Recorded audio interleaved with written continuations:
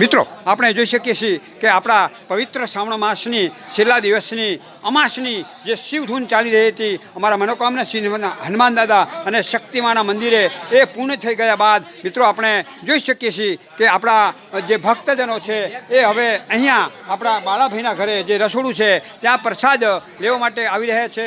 મિત્રો આપણે જોઈ શકીએ છીએ કે સૌ પ્રથમ આપણા જે ભાઈઓ છે જે આપણા પુરુષ હરિભક્તો છે એ પ્રસાદ લઈ રહ્યા છે।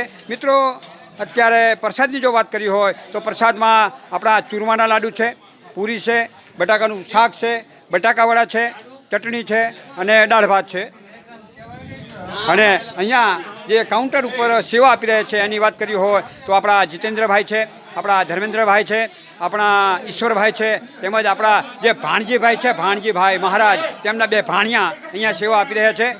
અને આપણે જોઈ શકીએ છીએ કે આપણા જે ભક્તજનો જમવા બેઠા છે એમને આગ્રહ કરી અને આપણા આ જે ભૈલાલ કાકા છે એ લાડુનો પ્રસાદ આપી રહ્યા છે।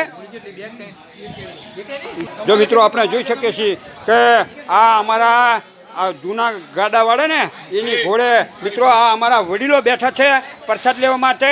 ખરેખર મિત્રો અત્યારે હાલ જો તમારે બધું જમી લીધા બાદ જો લાડવા આપો તો બીજા 3 લાડવા ખાઈ જાય એવા અમારા વડીલો છે। જોયું સાંભળ્યું ને આ અમારા વડીલોના મુખે મિત્રો હજુ પણ એટલું જ બળ છે, હજુ બળ ઓછું થતું નથી હો ભાઈ। જો બસ મિત્રો આવી રીતે અમારું આખું ગામ હળી મળી અને શિવધૂન કરી અને શિવધૂન કર્યા બાદ મિત્રો હળી મળી અને અહીંયા પ્રસાદ લઈ રહ્યા છે।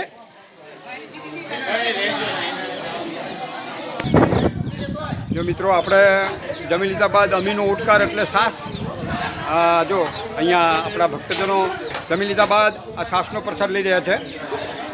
હા જો સેવામાં અમારા ટેણાભાઈ છે અને અમારા વિષ્ણુભાઈનો પુત્ર છે।